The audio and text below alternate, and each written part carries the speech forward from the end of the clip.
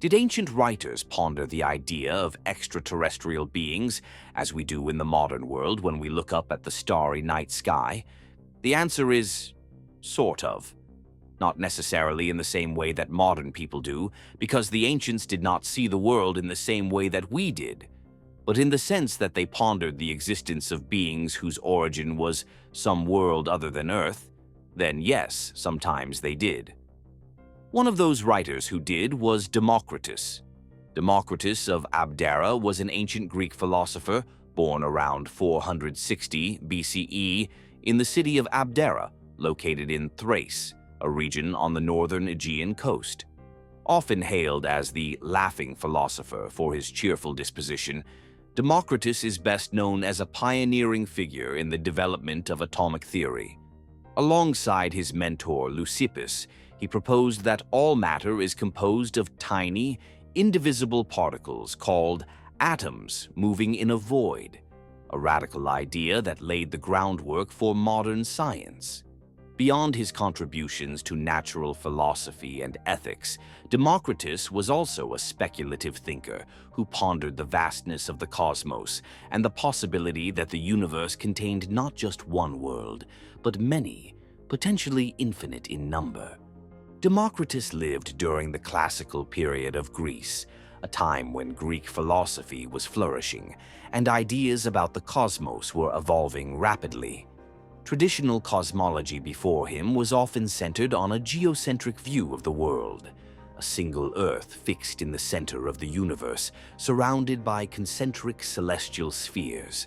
However, Democritus was among the first thinkers to challenge these views, imagining a cosmos far larger and more varied than previously conceived.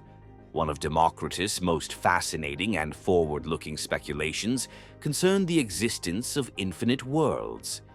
According to surviving fragments and later reports by philosophers like Aristotle and Epicurus, Democritus proposed that the universe contained countless worlds, some like our own Earth, others vastly different. These worlds were not mere places of barren matter. Some were inhabited by living beings, and life could exist in many forms adapted to their particular environments. Where did Democritus believe these infinite worlds existed? For him, the cosmos was boundless, an infinite void populated by infinite atoms, combining in countless ways. Within this infinite space, worlds formed naturally as atoms clumped together, creating diverse realms scattered throughout the void. Unlike the fixed spheres of earlier cosmologies, these worlds were scattered freely in space, some appearing and disappearing over time due to the random motions of atoms. Thus, worlds were not unique or singular. Ours was but one among many, each with its own composition and conditions. Democritus's vision was remarkably modern in its conceptual breadth. He imagined that some worlds might be larger or smaller than Earth, some hotter or colder, some with atmospheres and oceans, others without. He suggested that life could arise wherever the conditions were suitable, where elements combined in such a way as to support living creatures. This meant that the universe could be teeming with life, not limited to the Earth alone. Regarding the inhabitants of these worlds, Democritus's ideas were more speculative and poetic than detailed.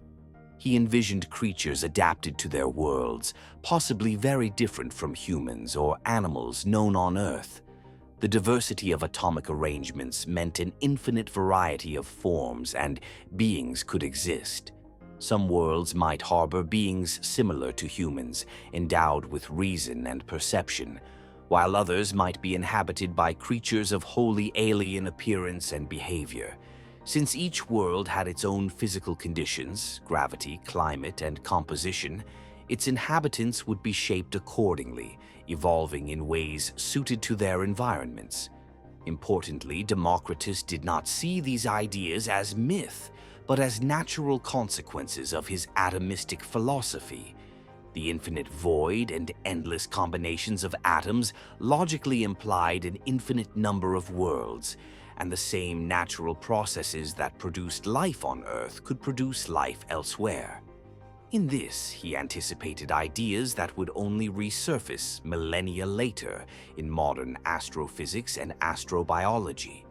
While Democritus's works survive only in fragments and reports by later thinkers, his speculation on infinite worlds influenced his philosophical successors.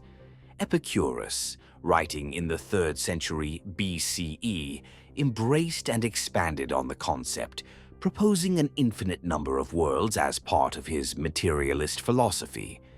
Later, during the Renaissance and Enlightenment, thinkers rediscovered these ancient ideas, which helped shift humanity's understanding of the universe from a closed, Earth-centered system to a vast, possibly infinite, cosmos. Democritus's speculation was revolutionary, not only for its scope, but for its implication about life and our place in the universe. By imagining countless worlds, some inhabited, he challenged the notion of human uniqueness and suggested a cosmos full of diversity and possibility. His ideas opened the door to thinking about extraterrestrial life in a naturalistic and philosophical framework, centuries before the tools of science could test such hypotheses. His vision expanded the boundaries of human thought about the universe, setting the stage for future scientific and philosophical exploration into the nature of reality and the possibility of life beyond Earth. What do you think about Democritus and his ideas about otherworldly beings?